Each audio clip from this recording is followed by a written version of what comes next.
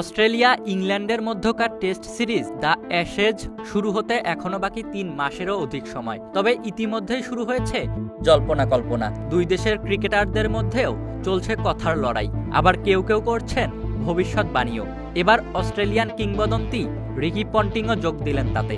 Aussie সাবেক এই অধিনায়ক কথা তুলেছেন এমন একটি বিষয়ে যা নিয়ে আক্ষেপ আছে ইংল্যান্ড ব্যাটার জো রুটের।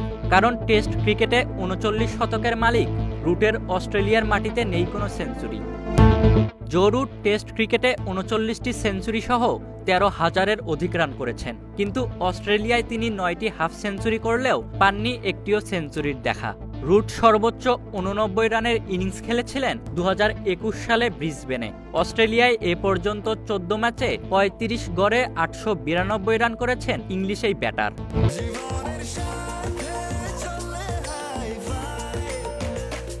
স্বাস্থ্যকর অল টাইম হানিকম, সব সময় অল টাইম হেলদি লাইফ।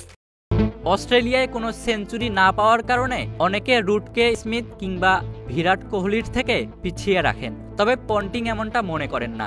রুটের বেশ কয়েকটি ৮০-৯০ রানের ইনিংসের প্রসঙ্গ টেনে তিনি বলেছেন, অস্ট্রেলিয়ায় রুট খেলতে পারে না এমনটা বলা যাবে না। যুক্তরাজ্যের দ্য টাইমসকে দেওয়া সাক্ষাৎকারে পন্টিং চিহ্নিত করেছেন অস্ট্রেলিয়ায় রুটের ব্যাটিংয়ের দুর্বলতা। অস্ট্রেলিয়ায় সে অনেকবার আউট হয়েছে তার সেই চেনা ব্যাকফুট পাঞ্চে, যেটা ইংল্যান্ডে সে খুব ভালো খেলে, কারণ এখানে বাউন্স তুলনামূলক কম। অস্ট্রেলিয়ান বোলাররা সবসময় চেষ্টা করেছে তাকে ক্রিজের পেছনে ঠেলে দিতে, যেন সে অফসাইডে উইকেটের স্কোয়ারে এমন বল খেলতে বাধ্য হয় যেটা আসলে শট নেয়ার মতো নয়। তবে সে অস্ট্রেলিয়ায় ৮০-৯০ রানের ইনিংসও খেলেছে, তাই বলা যাবে না যে সে এখানে খেলতে পারে না। আসলে তার ব্যাটিং খুবই সুসংগঠিত।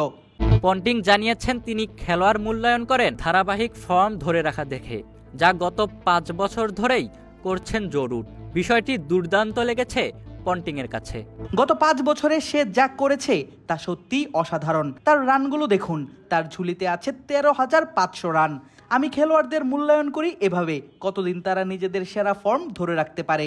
আপনি হয়তো ৩০-৪০ ম্যাচ দুর্দান্ত খেলতে পারেন, কিন্তু সেটা কি ১৫০ ম্যাচ ধরে করা সম্ভব? জো রুট সম্ভবত তার প্রথম ১০০ ম্যাচে সেরা খেলোয়াড়দের তালিকায় ছিলেন না। ৯৭ টেস্টে তার ছিল ১৭টি সেঞ্চুরি, কিন্তু পরে সে পরিণত হয়েছে এক অসাধারণ ব্যাটারে। শেষ ৬০ ম্যাচে তার সেঞ্চুরির সংখ্যা ২১। নভেম্বরের ২১ তারিখ থেকে অস্ট্রেলিয়ায় শুরু হবে এবারে the Ashes series. Ishtiaq Mahin, cric ফ্রেন্সি।